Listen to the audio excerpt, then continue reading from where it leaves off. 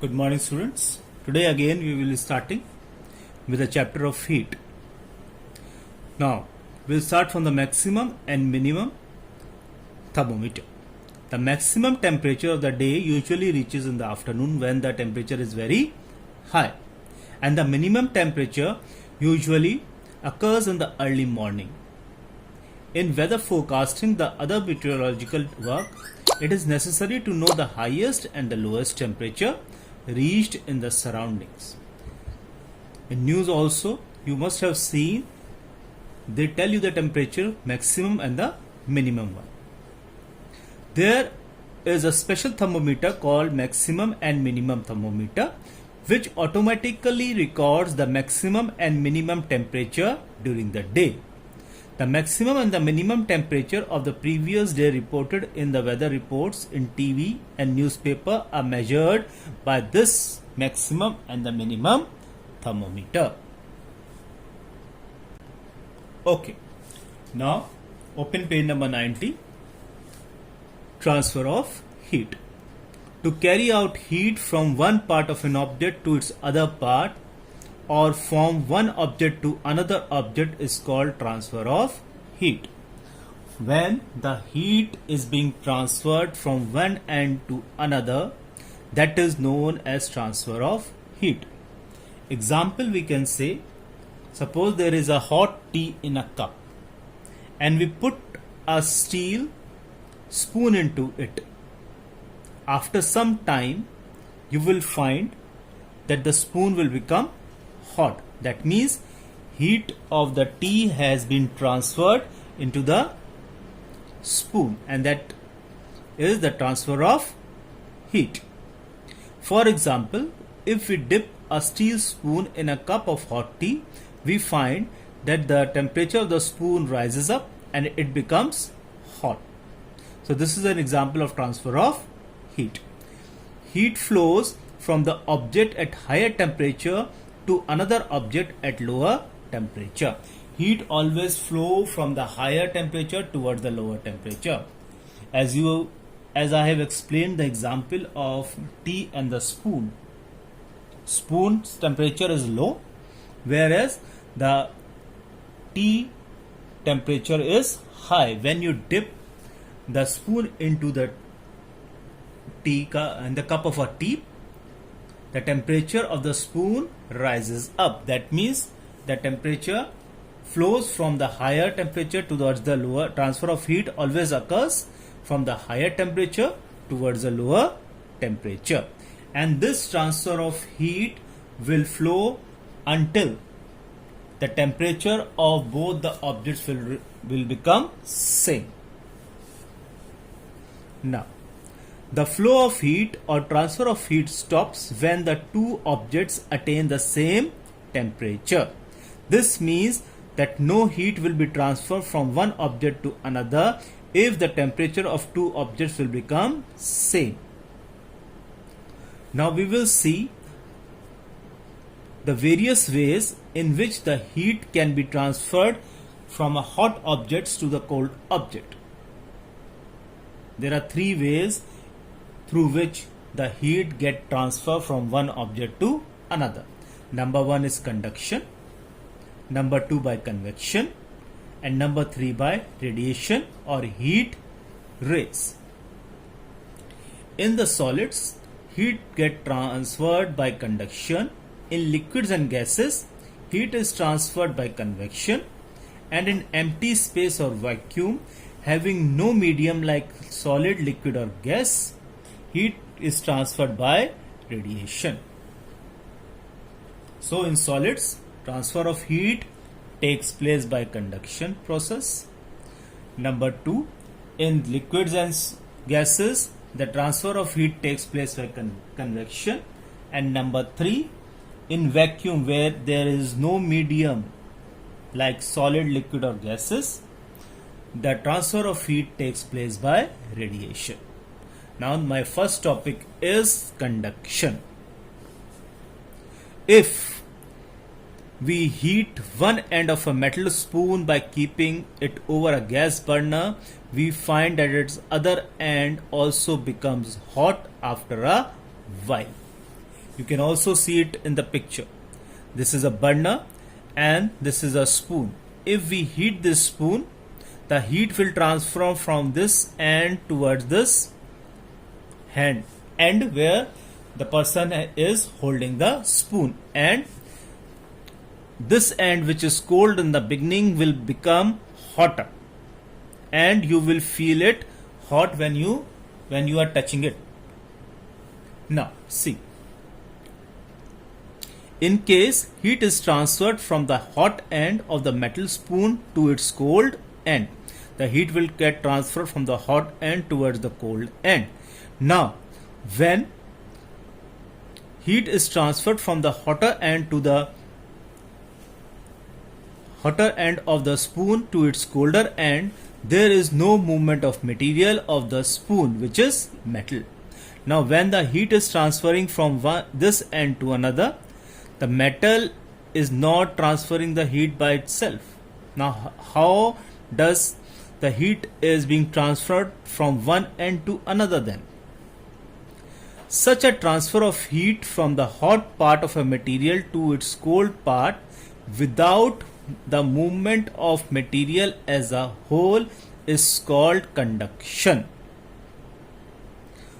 When the material is not moving from one end to another and the transfer of heat is taking place from one end to another, that is known as conduction.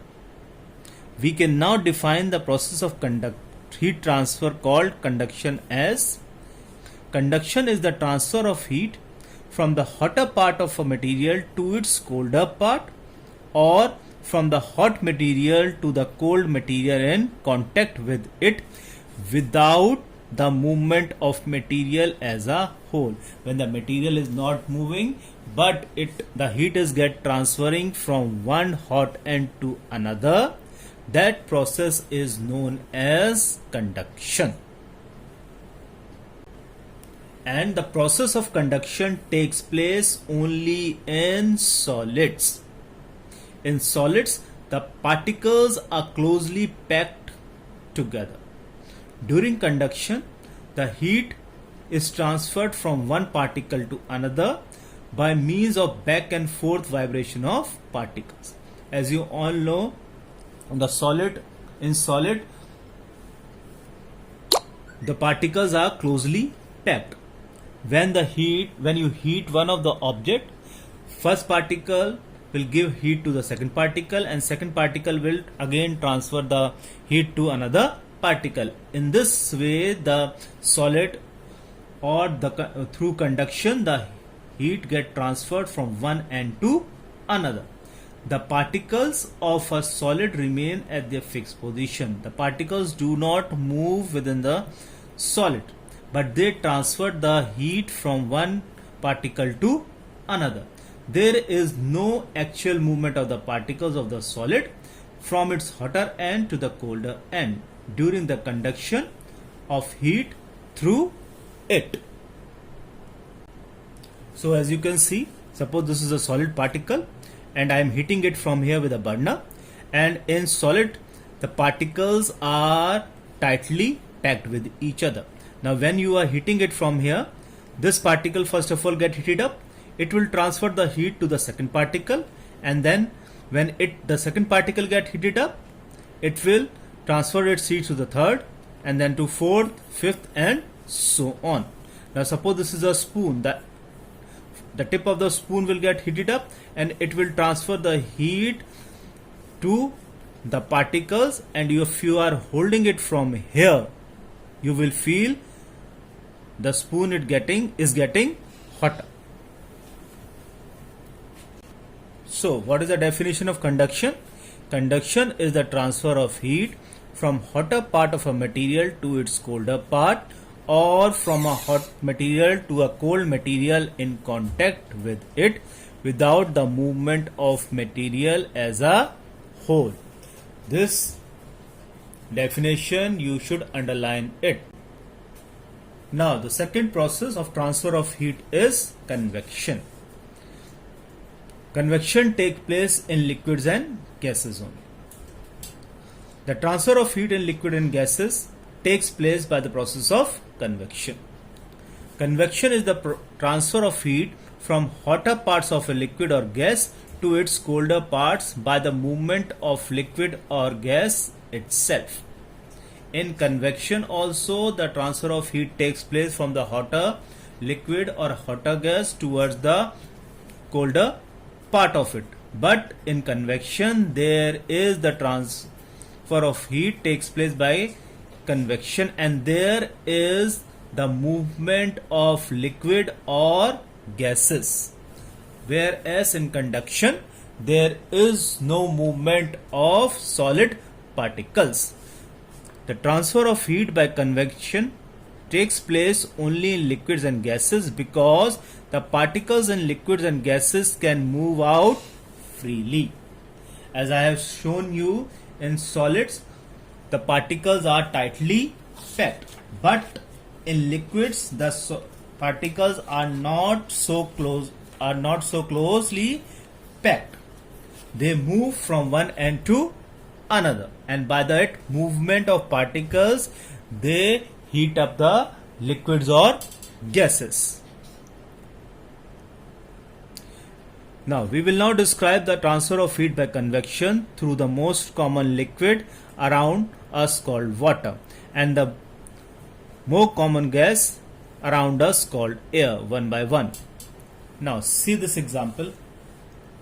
What they have done, they have taken a flask. In that flask they have taken the water, and in that water they have put some potassium permanganate to change its color. Now they start heating it with a burner. Now when they have put the potassium permanganate into it, the color of the water will change into purple color. Now they have heated up the water from the bottom of the flask, and we will see the purple stripes of the hot water rises from the bottom of the flask up to the surface of the water and then sink downward. Now see what happens when the water gets start heating up. The water that has become hot will move towards the upper side, and the cold water from the upper side will come towards the lower side. This process will continue. When that water becomes more hotter than the upper part of the liquid, then that water will again move towards the upper side, and the less hotter liquid will come towards the bottom side, making it a current or a stream. And when there is a movement of particles to make a water hot or a liquid hot, or you can say to transfer the heat from one end to another, that is known as convection. So through this example we can say that in liquids the transfer of heat takes place by the process of convection. Now convection in air. Air is a poor conductor of heat, so air cannot transfer heat by the process of conduction. In air is a gas, and in gases the transfer of heat takes place by the process of convection only. When the air transfer heats from its hotter parts to colder parts by the process of convection by moving itself. In order to heat air in a room during winter, we keep the heater on the floor, usually in the corner of the room. Now, though the heater is placed on the floor at the bottom of the room, but it will heat all the air in the room. Actually, when air is heated up by the heater in one part of the room, it transfers heat by convection. The similar process will follow up in this case also as in liquid. Suppose we have put a heater at one end of the room, the whole room get heated up. The heat from the heater get transferred with the air, and it moves in all the room, making the room hotter.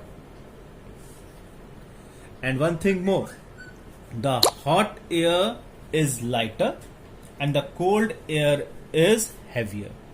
When it heats up the air which is near it, that air will rises up, and the cold air from the top which is heavier will come down. And when it comes in contact with the heater, it will also get heated up, then again it will move up, and the cold air will come down, and this process will continue until the whole room gets heated up, or the whole air that is within the room get heated up. And one thing more, this circulatory movement of air in room in which hot air rises and cold air sinks again and again is called convection currents. Note it down. If the question comes, what is convection current? This definition you have to write it down. Now, the blowing of the sea breeze and the land breeze. Gentle wind is called a breeze. Now, the people living in coastal areas experience an interesting phenomena called sea breeze and land breeze, which are based on the transfer of heat in air by convection current. This happens as follows. During the daytime, as you all know, the sun shines, the land gets heated up at the higher temperature much more quickly than the sea, that is liquid. The hot air from the land rises up because hot air is lighter, and the cooler air from the sea moves towards the land. The cooler air being heavier, it moves towards the land in the form of a cool breeze to take the place of the hot rising air. The breeze blowing from the sea towards the land is known as sea breeze. So, when the sun in the daytime heats up the land, the hot air moves up as it is lighter, and the cold air from the sea moves towards the land and takes its place. And this movement of sea breeze from the sea towards the land is known as sea breeze. Number 1. Now, at night time, the hot land cools much faster than the warm sea water. During this time, the land becomes cool very quickly, but the sea water remains warm for a much longer of time. So during the night, hot air over the warm sea rises up, and cooler air from the land blows toward the sea in the form of a breeze to take the place of the hot rising air. The breeze blowing from the land toward the sea is called land breeze. Now, at night what happens? The reverse process will follow up. The sea water is warm. The hot air rises up from the sea because the hot air is lighter, and the cool air from the land moves toward the sea and take its place. Now this process, when the breeze from the land takes the place of the hot air on the sea, this is known as a land breeze.